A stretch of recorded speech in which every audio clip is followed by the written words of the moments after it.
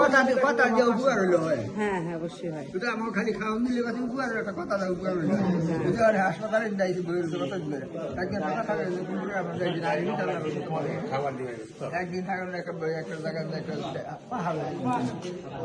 আচ্ছা, আপনি অনেক সুন্দর করে কথা বলেছেন, আমি বুঝতে পারছি যে মনোবল অনেক শক্ত আছে, ঠিক হয়ে যাবে ইনশাআল্লাহ। বড় অসুখ লাগে ছোট বড় লাগে ঠিক কাঠ ধরা রাখে বন্ধার করে একটা আলেম হয়েছে আলেমের দোয়া কবুলের ব্যাপার ফকির নেই রাস্তার দিকে রয়েছে আমার তো কামালদারি হয়েছে ওর দোয়া কবুলের মালিক কে? আল্লাহ। কবুল হয়ে যায় ইনশাআল্লাহ। সবাই দোয়া করবেন। কথা বলে ভালো লাগলো আলহামদুলিল্লাহ।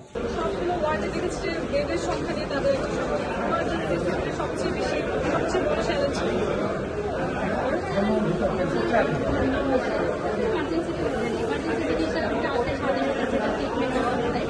সেক্ষেত্রে আমাদের যে জিনিসগুলো দরকার সাপ্লাই নেই, সেটা একটা ক্রাইসিস। সাপ্লাই টু প্রোডাকশনের প্রোডাকশন লোক থাকলে তো আসলে সেখানে সরকারের কিছু করা থাকে না।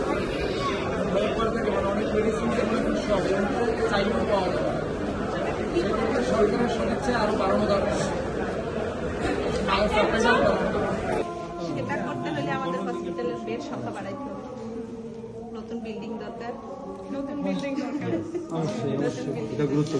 আমি তো 2018-তে এখানে আসছি, তখন থেকে শুনে আসছি ঢাকা মেডিকেল বিল্ডিং হবে হবে যে হবে। এটা আমরা যখন জয়েন করছি তখন বলছে কিছুদিনের মধ্যে এই পুরান বিল্ডিং ভাঙবে, কিন্তু আমার 7 বছর শেষ। আস্থা রয়ে গেল। মানে শুনেই আসছি যে ভাঙবে ভাঙবে, কিন্তু এখনো শুরু হয় নাই। যাক, আমরা এটা নোট করে রাখলাম, ইনশাআল্লাহ যদি সুযোগ হয়। আজকে যেহেতু দেখা হয়েছে, বেড সংখ্যা বাড়াইতে হবে, বিল্ডিং বাড়াইতে হবে। দোয়া রাখবেন।